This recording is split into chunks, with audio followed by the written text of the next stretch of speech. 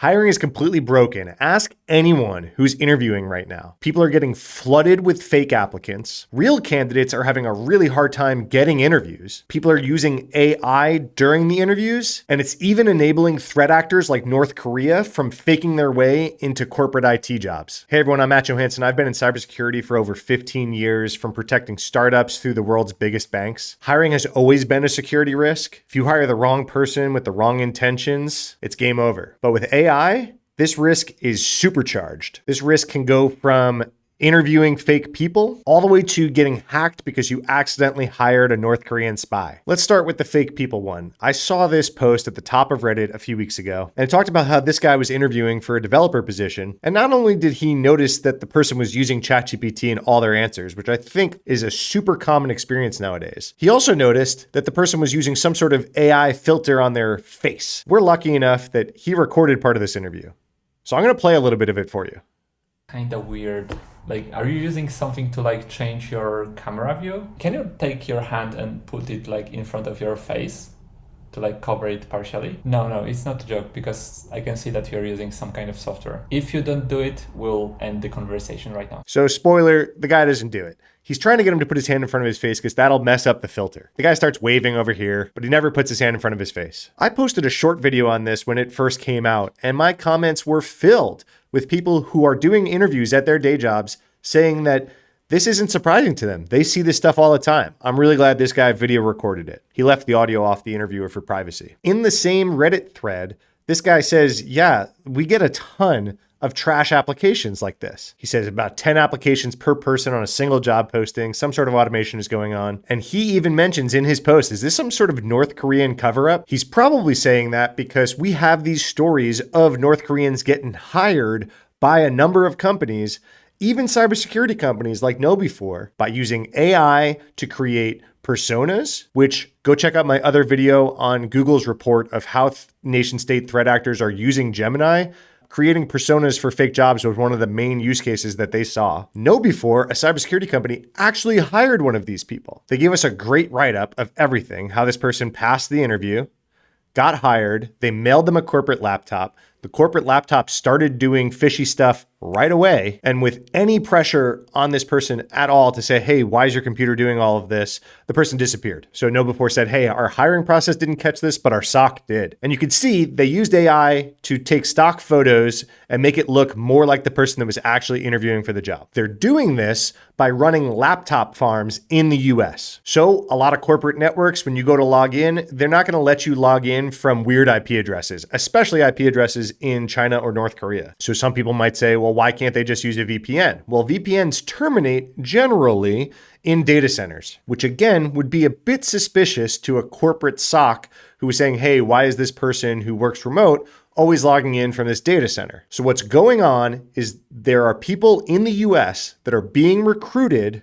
by foreign countries to run laptop farms in their residential IP addresses. So this woman, Christina Chapman, was in Litchfield Park, Arizona. She has recently, just this week, pled guilty to this charge. I covered it when she got arrested. From just this one laptop farm, North Korean nationals were able to collect paychecks from more than 300 US companies because each one of these North Koreans is working multiple jobs. We got some insider information on that because someone infiltrated one of these groups and one of these farms. We'll get to that in a second. But with each one of these people working multiple jobs, they were able to earn over $17 million from this one scheme, from this one farm. Chapman wasn't just the laptop farm. She also helped them steal their identities that they were then using to get hired on these jobs with actual social security numbers and things like that. Then the corporate laptops would be sent to her home in Arizona. They'd be set up, left open. I saw some pictures from the crime scene where they were left open on a triangle on the floor so that they wouldn't go to sleep. And then they would let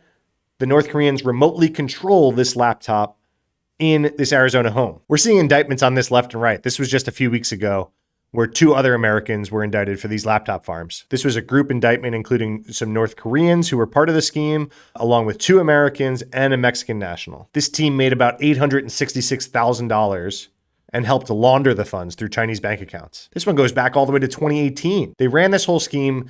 They got to jail. Those big numbers are what North Koreans are making off of it. The people running the laptop farm, They only made about $89,000 and one of them made $40,000. That's some serious jail time for what could be just like a really achievable salary. They're facing over 20 years for this. Then we had another guy in Tennessee facing charges for the same thing. So as you can see, this was back in August. I covered it in my newsletter. You can see this is all over the place. But like I hinted at, we have some inside information because this guy, this Chad right here, infiltrated one of these groups. This guy was running an intelligence consulting company that had some of his customers reach out to him and say, hey, we have a developer candidate that just disclosed to us that they were working with North Koreans.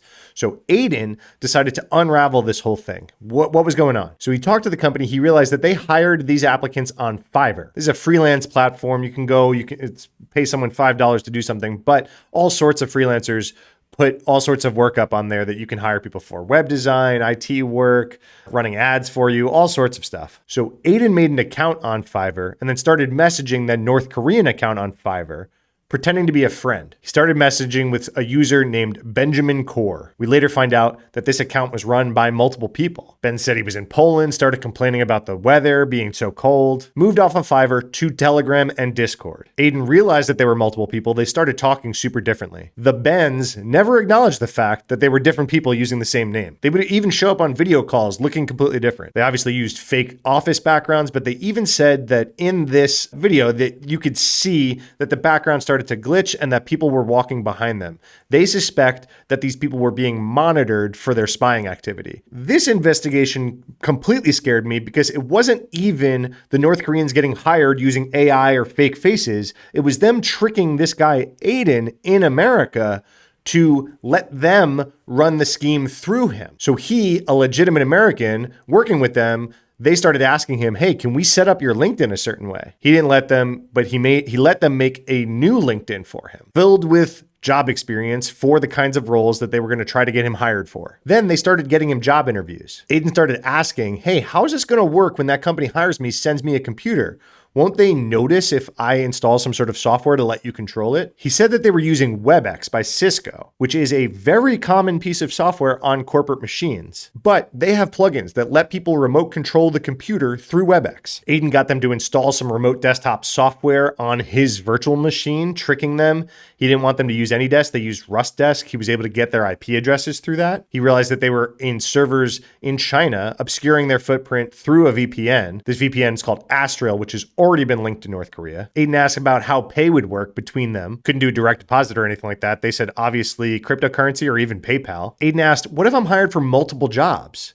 And if I need to be in more than one meeting at the same time? The Bens said that they could help. They could step in for that meeting. Aiden said they prepared him for a whole interview. He's got the whole thing recorded here. I'll link this in the description below if you want to listen to this whole interview. But the guy got past a government contractor phone screen with some of these prepared answers about the experience on his resume. They wanted to schedule a second interview on the same day. The North Korean Bens were ecstatic. Aiden starting to realize that this was going to get a little fishy for him legally. He told the contractor what was really going on, kind of scolded them, said, hey, you should have done a deeper background check on me. And then he told the North Koreans that that contractor actually never followed up with him. He said these Bens kind of keep in touch with them every now and then, send him nice gifts on Christmas, stuff like that, kind of maintain the relationship. Aiden was trying to get all of this information to the FBI, finally got them to come talk to him. The FBI kind of said, hey, we already know about a lot of this. He said they didn't seem too interested in my findings. They already knew the drill. So if you're hiring, what can you do to stop all of this? Well, first and foremost, if you can, try to do some in-person interviews. I know as recently as a few years ago, I was still getting flown out for certain jobs that I was applying for. I know that seems like blasphemous in a post-COVID, very remote world, but if you can, especially in later stages of the interview, try to meet these people. If you are interviewing remote only, there are still some things you can do to try to spot if they're using AI. You can do some things like asking deeper and follow-up questions and try to speed it up. So if they have some sort of like ChatGPT teleprompter,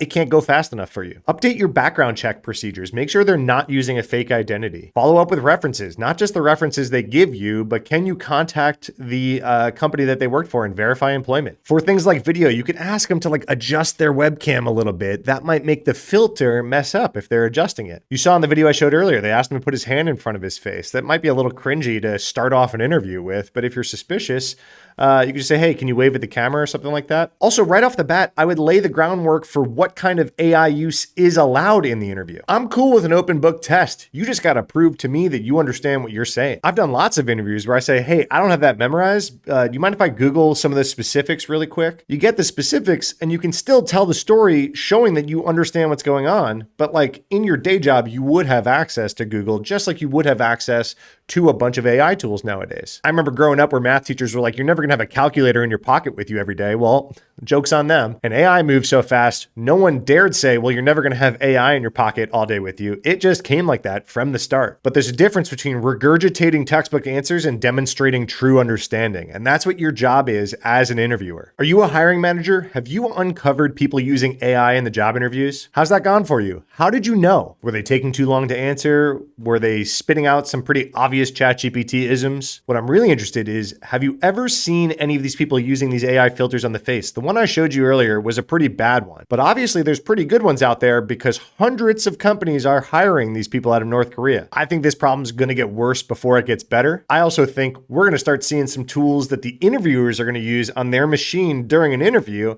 to start to catch some of this stuff. I can envision a video interview reputation score on the interviewer's screen, taking in some information about the video, about the responses, the time to respond. But until we get there, keep your eyes up, keep your guard up on this one, and use some of the tricks that I mentioned. Thank you all for being there. This is a new YouTube channel. I would really appreciate the subscribe, the bell, the like, the comment, all that kind of stuff. It really helps me out more than you know. Check out volnew.com if you prefer a written version of this in your inbox every Friday morning, along with a bunch of the other top stories of the week. And I catch you next time. Thanks so much.